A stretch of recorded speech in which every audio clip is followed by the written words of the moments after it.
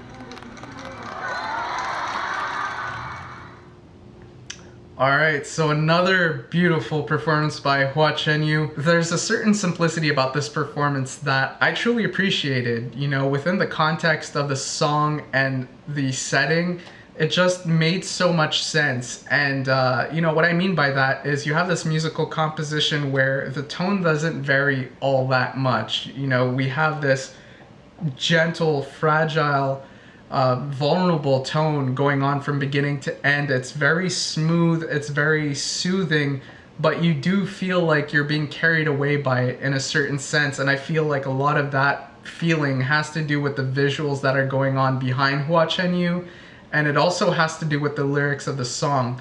So, you know, when it comes to Hua Chenyu's performances, you know that he's definitely versatile. I've seen that from the few performances that I've seen. He's able to take a song in so many different directions.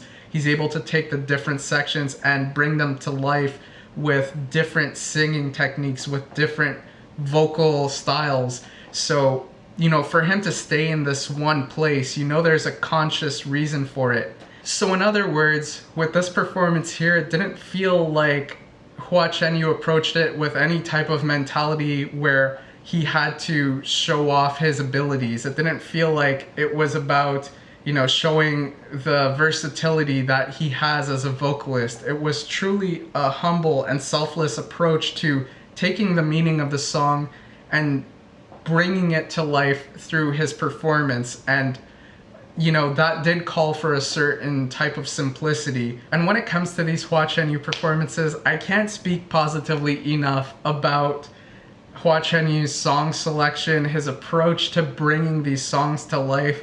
You know, you could tell that he gets deep into these songs to bring them to life, and part of that has to do with the fact that they resonate with him, but his knack for truly understanding the ways in which he can use his abilities to bring the lyrics to life, to make the songs feel more relatable, you know, to the widest amount of people as possible.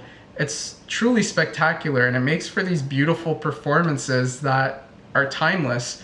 So, you know, if we're talking about what I appreciate about this performance, it fits with all the other performances I've seen thus far, and it's just his ability to take the meaning of a song and truly bring it to life and make it as accessible as possible just through his different ways of expressing himself. So yeah, that's what I thought of this performance, as well as how it fits in with the other Hua Chenyu performances. With that said, it does feel like everything is built around the lyrics of the song and what they mean to Hua Chenyu. So I'm gonna go ahead and get into these lyrics, and yeah, let's analyze them. So the first few lines in this song go as follows. Night arrives to sow seeds of unshackling, unshackling the confinements of thoughts. By candlelight, please wander carefully through the dreamlands. Grimm's fairy tales are feeding the beasts. When light descends upon man's world, worries are yet unknown, looking forward and then back. So the first thing that strikes me about this section is the terminology. We have Grimm's fairy tales are feeding the beasts. So beasts. This is going to make more sense as we progress through the song, considering the lyrics do refer to the Garden of Eden. But for now, all I do want to say is that it is definitely attention grabbing that we're using the word beast here. You know, we think of fairy tales, we think of something positive. We think of thoughts being unchained, unshackled. It seems like a positive thing. It's like we're getting a sense of freedom, but yet despite that freedom, we're feeding beasts with fairy tales. So what does that imply? At this stage in the song, what that implies to me is freedom tends to bring about some negatives that maybe we are not understanding of before actually you know, getting that freedom. And I think that relates to the last lines of this verse. When light descends upon man's world, worries are yet unknown, looking forward and then back. The interesting thing about those lines to me is that it's bringing attention to the side of freedom that we neglect to think about altogether when we think about freedom in general. You know, when we think about freedom, we think about liberation, we think about being able to move beyond the boundaries that confine us. Once those boundaries are gone, essentially we're moving into an unknown, and the first thing we do when traveling into the unknown is we seek a sense of familiarity. We try to get accustomed to the things we don't know about. The best way I could, I guess, put that into a visual concept is, imagine if you were put into a forest where the trees aren't exactly trees, and the water isn't exactly water, and the vegetation isn't what you know. The first thing you're going to do is rely on your senses to try and get a better idea of how these things work and how they come together to form your environment, and how you can interact with that environment, how you can function within it. It's the same thing with a baby. As it comes into the world, it's relying on its senses to get acclimated with the world. It's trying to understand its environment, and basically it's going to learn based on its environment. And I think that's where a lot of the meaning behind this section of the song becomes apparent to me. Especially those first few lines. Night arrives to sow seeds of unshackling the confinements of thoughts. When I think of the confinements of thoughts, I think of, the ways in which our environment shapes our thoughts, and thus we are essentially confined to those thoughts. We're confined to the ways in which our environment nurtures our being. It goes to a certain thing Jean-Jacques Rousseau said. It's a famous saying from him. Man is born free, and everywhere he is in chains. So it's to say that a human being is brought into the world with essentially a clean slate, but moving on from that point, everything is kind of based on the environment. It's all about the things and people surrounding you. That's going to guide your development as a human being. So any path down which you go, any way in which you grow, is fundamentally tied to these elements of life. And generally speaking, you're going to think about how you could grow beyond these things, and that's where this dreamer mentality comes about. And that's where I think these Grimm's fairy tales are feeding the beast lines come into play, because it's talking about how it's feeding your imagination, and it's thinking about the ways in which you may, go over your limitations. So instead of working with what you have and what you are and within your confines, you decide to want more, and you decide to maybe get a bit selfish because of it.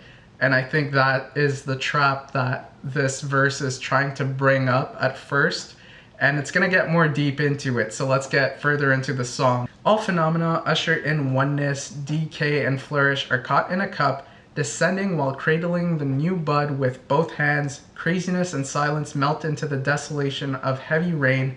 Unenlightenment can't be learned. In endless tangles they confront and behold one another. So the first thing I think of when I hear this is we're talking about this balance where you have good and bad, and they kind of work together to form a reality. They can't exist without one another. There is a good and there is a bad. And I mean, fundamentally, we may not be able to identify which is good and which is bad. I don't think we're meant to think that way. The point is, what is positive to us and what we feel is negative to us, they come together to form a reality, and that's what we have. That's the confines within which we operate. Earlier, I was talking about how the style of performance allowed for different elements of it to really thrive in different moments. And here in this case, I feel like this chorus really worked well with the visuals that were going on behind Hua Chenyu.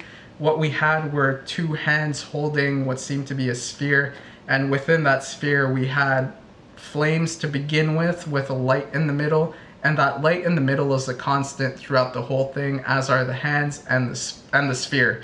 Aside from that, what's going on within the sphere, we have the flames to begin with, which turn into something less menacing as we progress through the song. It becomes like this, I don't know, like white smoke, whatever we want to make of that. And then eventually it turns into red and blue clouds, or whatever we want to call that, and they're just going in circles. And I think that plays into the idea of balance, as did the fire and the smoke. And then furthermore, later into the song, we have a triangle, and that to me symbolized balance as well. a certain sense of stability where each thing is relying on the other. The good relies on the bad and the bad relies on the good. Without them, without the bad, a different bad comes to exist eventually. Without the good, a different good comes to exist. And with the triangle, each side is reliant on the other. Without one of the sides, it collapses and is no longer a triangle. So there is a certain sense of balance. There's a certain idea of balance that is being communicated through the visuals. And I feel like this chorus really puts that into evidence. Next, we have those night arrives to sow seeds of unshackling and shackling confinements of thoughts repeated. And we go into this next verse where he says, the river child's forgotten apple has sneaked its way into paradise. The mystery has been revealed too much. Asura is released from the Garden of Eden. Narcissus holds back his tears. So, admittedly, I'm not super knowledgeable with respect to the whole story of the Garden of Eden. I do know certain things about it. I've heard about it, of course. And fundamentally, what I understand of it is you have Adam and Eve, you have God, you have the snake, you have the tree of knowledge and the tree of life and the forbidden fruit. And I don't know if I mentioned the snake already, but there's the snake. And basically God tells Adam and Eve not to eat from the tree of knowledge. Basically, the way I understand it, the snake got Adam and Eve to eat the forbidden fruit from the tree of knowledge, which went against God's wishes for them not to do so, and thus they got expelled from the Garden of Eden.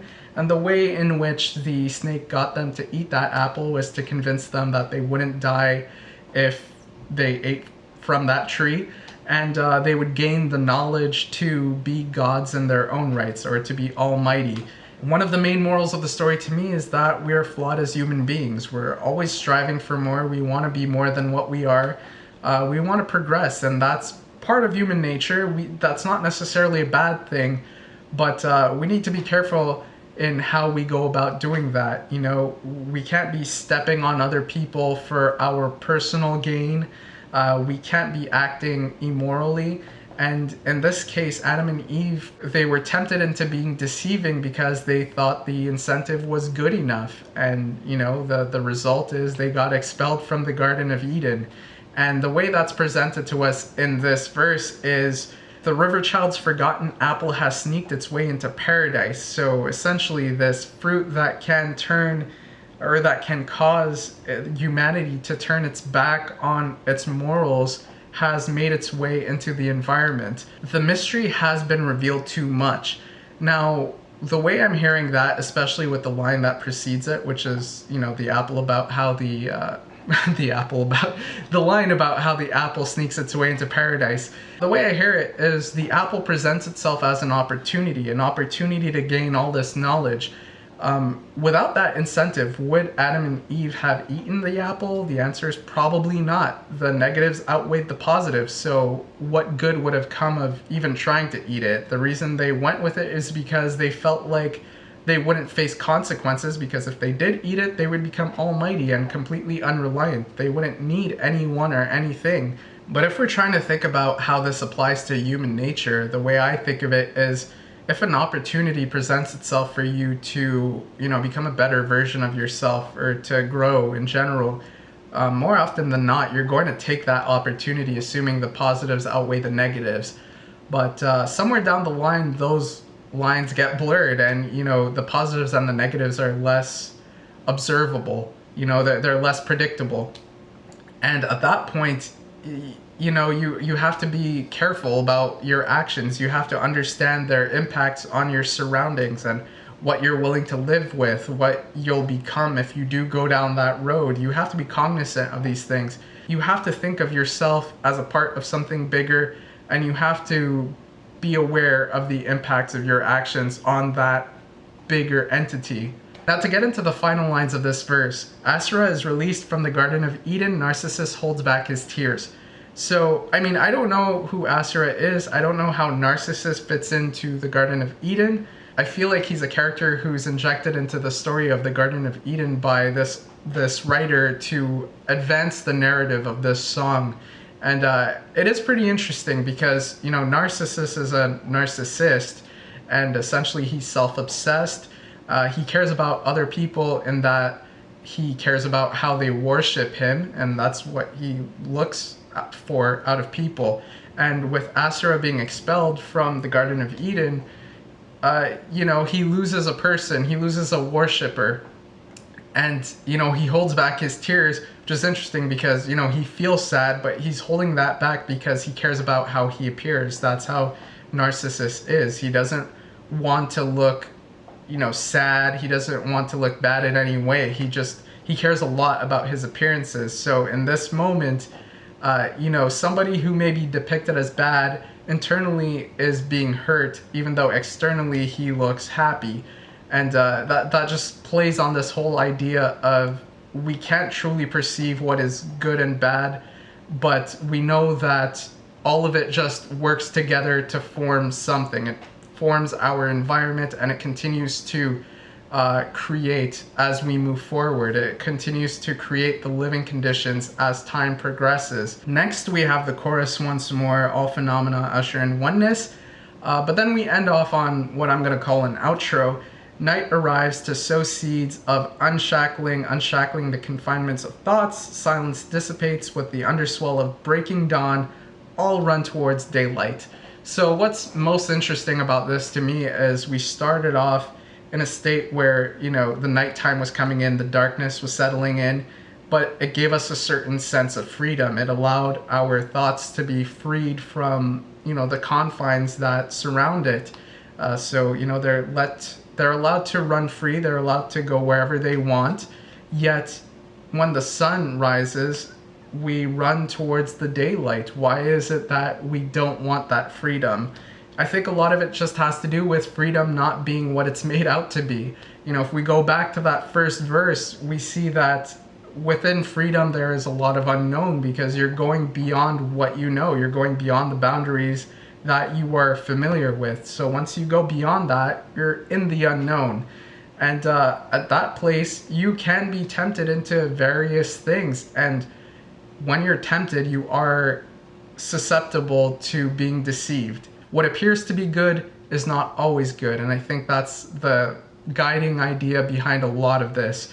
Don't judge a book by its cover. Beautiful packaging doesn't mean great content within the packaging. It's just about how things can be visually deceptive. You can't rely on how things look. You have to experience it to really understand what's good and bad about it, how it can benefit you, how it can disadvantage you. So, don't just run headfirst into whatever it is you think that may benefit you. You have to try things. You have to get to know things. And, with what we're being told in this song, there is pros and cons, there is good and bad, and they all work together to form whatever it is we're experiencing. So we have to acknowledge that. We can't just expect there to be this possibility that everything is good. This song to me is just a representation of our reality and what forms it, and how sometimes we can be unsatisfied with that reality, which may lead us to think in more of a fictional way and strive for things that are maybe outside of the realm of possibility. To me, this song here is telling us that, as individuals, we are part of something bigger that is society, and as society, we are part of something bigger that is our environment.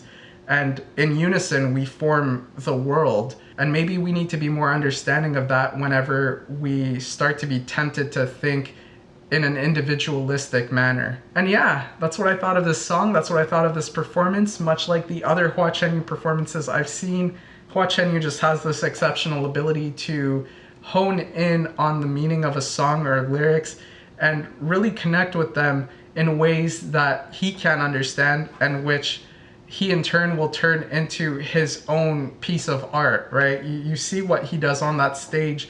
With this song specifically, he really allows the meaning of the song to linger, and he allows the visuals to connect with what he's saying and the ways in which he's saying it, and it really tells a whole story in of itself. So, the storytelling of this performance is where it thrives, in my opinion.